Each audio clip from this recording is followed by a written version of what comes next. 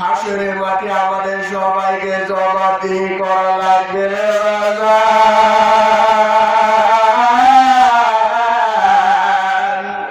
ওই হাসরের মাঠে একটি মাঠে দেখে যাবে বান্দা জান্নাতে যেতে পারবে না।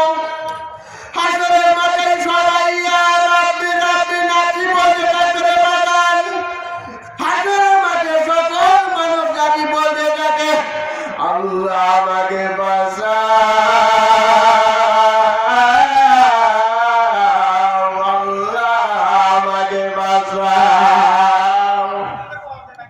ওই হাসরের মাঠে ভাই ভাইকে চিনবে না রে বাজান।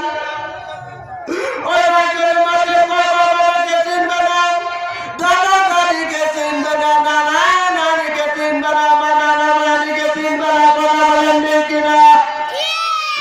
ওই হাসরের মাঠে ভাই ভাইকে চিনবে না, ওই হাসরের মাঠে মা ভাইকে চিনবে না, ওই হাসরের মাঠে কেউ কাউকে চিনবে না। কথা বলেন ঠিক কিনা? এইভাবে হাসরের মাঠে আমার হিসাব আমাকেই দিতে হবে, আপনার হিসাব আপনাকেই দিতে হবে। ওই হাসরের মাঠে আপনার প্রশ্ন যেমন আমি দেব না, আমার হিসাব আপনি দেবেন না। কথা বলেন ঠিক কিনা? ওই হাসরের মাঠে আমার প্রশ্ন আমাকে যত্ন দিতে হবে, আপনার জবাব আপনাকেই দিতে হবে। ওই হাসরের মাঠে কেউ কাউকে চিনবে না। কথা বলেন ঠিক কিনা? ওই হাসরের মাঠে এত কঠিন ভয়াবহ ওই হাসরের মাঠে আল্লাহ তাআলা সর্বপ্রথম ভাইকে প্রশ্ন করে বলতে থাকেন ও বান্দা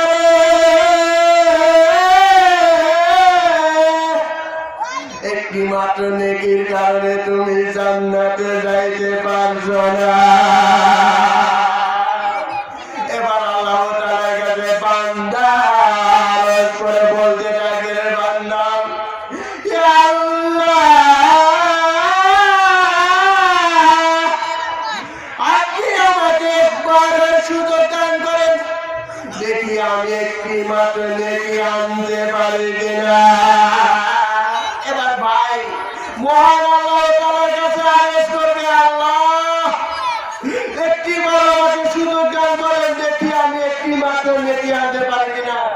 এবার আল্লাহ তাআলা ওই ভাইকে প্রশ্ন করে বলতে থাকবেন ইম্পসিবল। আল্লাহ তাআলার কাছে আরজ করে থাকবেন হে আল্লাহ আমাকে দুনিয়ার বুকে একটি বার পাঠান, দেখি দুনিয়ার বুকে আমি সব আনতে পারি কিনা। এবার আল্লাহ তাআলার কাছে ওই বান্দা বলতে থাকবে, বলার সাথে সাথে আল্লাহ তাআলা বলতে থাকবেন যাও আমি তোমাকে দান করে দিলাম। সিল্লাহ বলেন সুবহানাল্লাহ। এইভাবে হাসরের মাঠে আল্লাহ তাআলা ভাইকে প্রশ্ন করে বলবেন, এইভাবে হাসরের মাঠে আল্লাহ তাআলা বাবাকে প্রশ্ন করে বলতে থাকবেন রে বাবা একটি মাত্র নেকির কারণে তুমি জান্নাতে যাইতে পারছো না রে বাবা। এবার আল্লাহ তাআলার কাছে বাবা প্রশ্ন করে বলতে থাকে ইয়া আল্লাহ একটি বার আমাকে সুযোগ দান করেন, দেখি একটি মাত্র নেকি আনতে পারি কিনা। এবার আল্লাহ তাআলা বাবাকে প্রশ্ন করে বলবেন যাও যাও আমি তোমাকে অনুমতি দিয়ে দিলাম। সুবহানাল্লাহ। এইভাবে আল্লাহ তাআলার কাছে বাবা সকলের মাঝে ঘুরে বেড়াবে, একটি মাত্র নেকি পাবে না।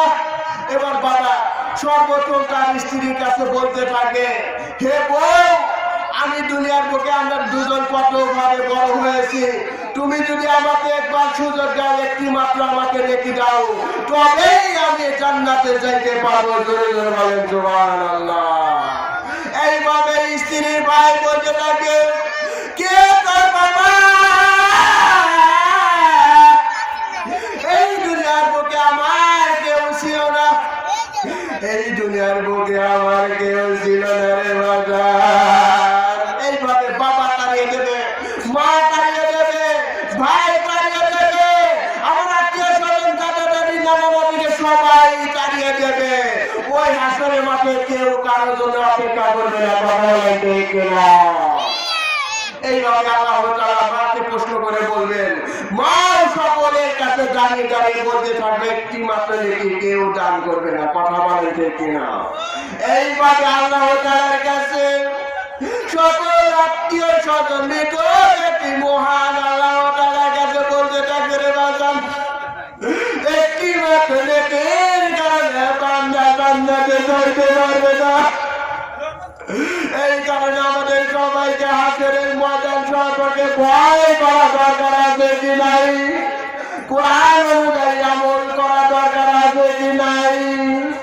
আমার প্রিয় সম্মানিত মুসলমান মা এবং ভাই বোনেরা, এই কোরআনের আইন দিয়ে যতদিন পর্যন্ত সমাজ চলবে, এই কোরআনের আইন দিয়ে যতদিন পর্যন্ত পরিবার চলবে, এই কোরআনের আইন দিয়ে যতদিন পর্যন্ত আমি আপনি মেনে চলতে পারবো, ততদিন পর্যন্ত আমার আপনার পারিবারিক জীবনে, আমার আপনার রাজনৈতিক জীবনে, আমার আপনার গ্রাম্য জীবনে, আমার আপনার সমাজ জীবনে বিন্দু পরিমাণ মারামারি হানাহানি কাটাকাটি করতে পারে না, পারে না, পারে না।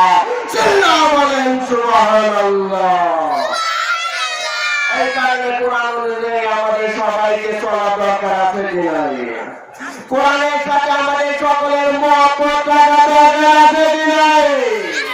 এই কারণে কোরআন অনুযায়ী আমাদের সবাইকে পরিবার গঠন করা দরকার আছে কি নাই? এই কোরআন যতদিন পর্যন্ত আমি আপনি মেনে চলতে পারবো, ততদিন লাভ না ক্ষতি। একটু আরেকটা বলেন ভাই, এই কারণে জীবন যদি দিতে হয় কোরআনের জন্যই দেব, ভালোবাসা যদি দিতে হয় কোরআনের জন্যই দেব, মহব্বত যদি করতে হয় কোরআনের জন্যই দেব। এই কোরআনের সাথে কারা কারা জীবন নিয়ে যুদ্ধ করতে চান, দু হাত আল্লাহ তাআলাকে দেখিয়ে দেন, দু হাত তুলে মহান আল্লাহ তাআলাকে দেখিয়ে দেন। লিল্লাহি তাকবীর। কোরআন আছে যেখানে, কোরআন আছে যেখানে, কোরআন নাই যেখানে, লিল্লাহি তাকবীর। আমরা হলাম মুসলমান, আমাদের সংবিধান হাতে পবিত্র আল কোরআন। কথা বলে দেখে না, আমরা হলাম মুসলমান, আমাদের সংবিধান হাতে পবিত্র আল কোরআন। জীবন যদি দিতে হয় কোরআনের জন্যই দেব, ভালোবাসা যদি দিতে হয় কোরআনের জন্যই দেব, মহব্বত যদি করতে হয় কোরআনের জন্য দেব, মরতে যদি হয় কোরআনের জন্য দেব। কথা বলেন দেখে না, জীবন যদি দিতে হয় কোরআনের জন্যই দেব, ভালোবাসা যদি দিতে হয় কোরআনের জন্যই দেব, মহব্বত যদি করতে হয় কোরআনের জন্যই করব,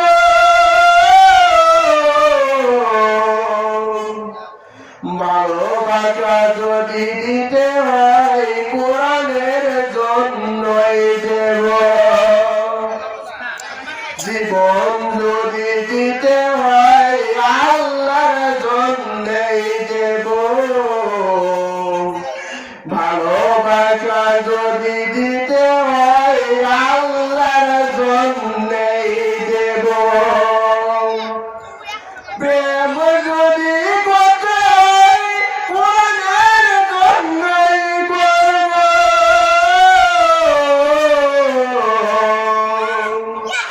মহব্বত প্রেম যদি করতে হয় কোরআনের জন্যই করব, প্রেম যদি করতে হয় কোরআনের জন্যই করব। আল্লাহু আকবার। যারা বলেন কোরআনের সাথে প্রেম করা যায় না, যারা বলেন কোরআনের সাথে প্রেম করা যায় না, তারা কিন্তু বড়ই ভুলের পথে যাচ্ছেন। কথা বলেন ঠিক কিনা? কোরআনের সাথে ভালোবাসা যায়, কোরআনের সাথে প্রেম করা যায়, কোরআনকে মহব্বত করা যায়, কোরআনকে মহান আল্লাহ তাআলার জন্য করে নিয়ে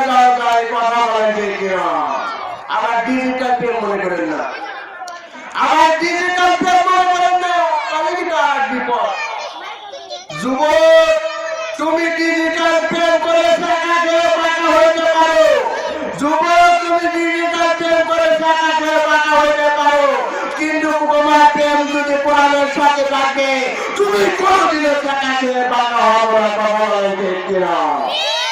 এই কারণে কোরআনের সাথে আমাদের মহব্বত করা, কোরআনকে ভালোবাসা দরকার আছে কি নাই? কোরআনকে মহব্বত করা দরকার আছে কি নাই? কোরআনকে আমাদেরকে সাথে নিয়ে যাওয়া, আত্মার সাথে প্রাণের সাথে নিয়ে যাওয়া দরকার আছে কি নাই? সে তোমার জন্য মরতে রাজি রে, আছে কি নাই? সে তোমার জন্য মরতে রাজি, আমি আপনি নিজেকে কোরআন নিয়ে মরতে রাজি। কথা বলেন কিনা? সে তোমাকে মনে প্রাণে পেতে চায়, এটা অনেক ঘটনা আছে কি নাই?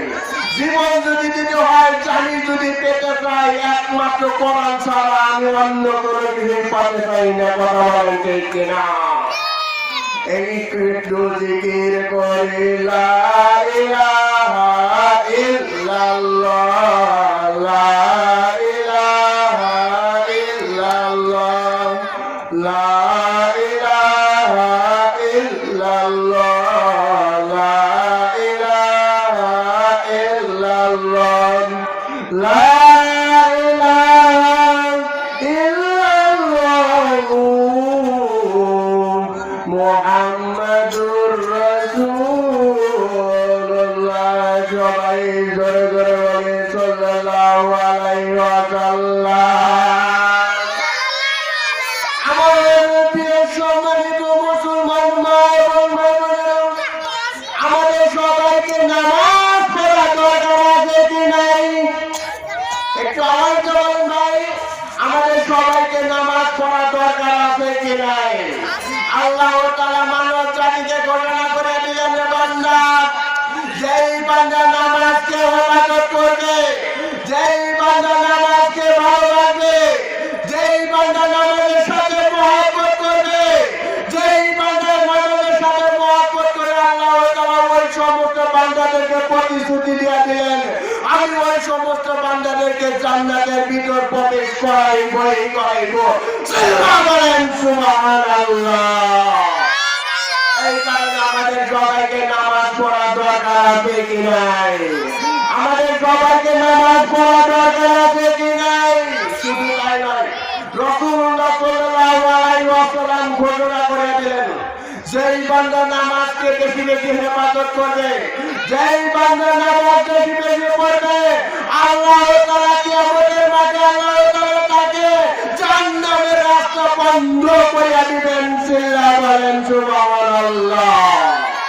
এই কারণে আমাদের সবাইকে নামাজ পড়া দরকার আছে কি নাই? শুধু তাই নয়, আল্লাহ তাআলা ঘোষণা করে দিলেন, যেই বান্দা নামাজকে ইবাদত করবে, যেই বান্দা বেশি বেশি নামাজ পড়বে, যেই বান্দা নামাজকে বেশি বেশি ভালোবাসবে, আল্লাহ তাআলা কাল কিয়ামতের মাঠে এই নামাজ পড়ার কারণে তাকে জান্নাতের দলিল দিয়ে দিবেন। সিল্লা বলেন সুবহানাল্লাহ। আমরা তো কত ধরনের দলিল ব্যবহার করি, কথা বলেন ঠিক কিনা?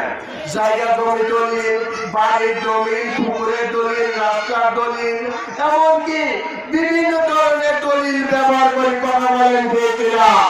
আল্লাহ তাআলা বলেন, যেই বান্দা নামাজকে ইবাদত করবে, যেই বান্দা নামাজকে বেশি বেশি পড়বে, যেই বান্দা মহান আল্লাহ তাআলার কাছে বেশি বেশি সিজদা করবে, আল্লাহ তাআলা ওই সমস্ত বান্দাদেরকে জান্নাতের দলিল দিয়ে দিবেন। সিল্লা বলেন সুবহানাল্লাহ। এই কারণে নামাজের মাধ্যমে আমরা জান্নাত পেতে চাই কি চাই না? একটু হাত তোলা দেখে দেন। নামাজের মাধ্যমে আমরা জান্নাত পেতে চাই কি চাই না? নামাজের মাধ্যমে আমরা জান্নাত পেতে চাই কি চাই না?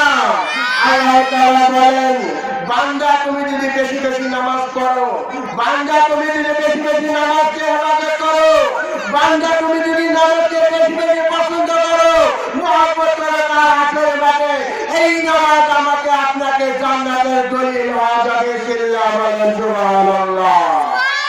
নামাজ আছে আমার আপনার ভিতর মহান আল্লাহ তাআলা প্রতি নামাজের জন্য জান্নাতের জন্য দলিল দিয়ে দিবেন।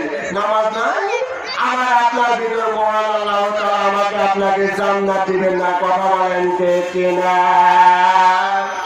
হাদিস শরীফে বর্ণিত আছে নামাজ পড়ার জন্য বান্দা যখন ওযু করে, নামাজ পড়ার জন্য বান্দা যখন ওযু করে, ওযুর মাধ্যমে আল্লাহ তাআলা ওই বান্দার সমস্ত গুনাহ কাটা মাফ করে দেন। চিল্লা বলেন সুবহানাল্লাহ। এইভাবে আল্লাহ তাআলা তোমার কাছে ঘটনা করে দিলেন।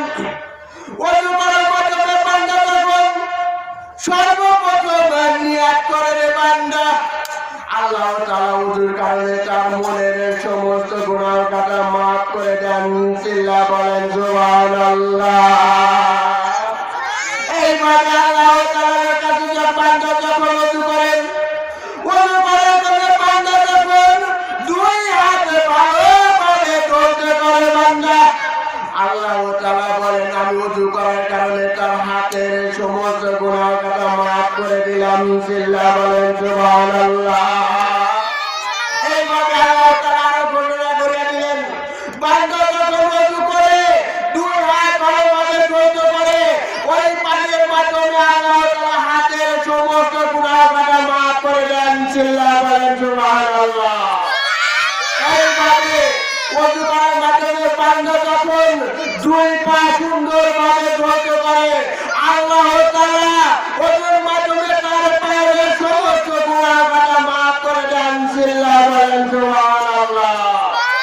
এইভাবে বান্দা যখন ওযু করে, বান্দা যখন ওযু করে মহান আল্লাহ তাআলার কাছে সমস্ত হাত পা মুখ দিয়ে মাথা নেছো করে, আল্লাহ তাআলা তার মাথার অন্তরে হাতের পায়ের ওযুর পানির মাধ্যমে তাকে সমস্ত গুনাহ কাটা মাফ করে দেন। চিল্লা বলেন সুবহানাল্লাহ।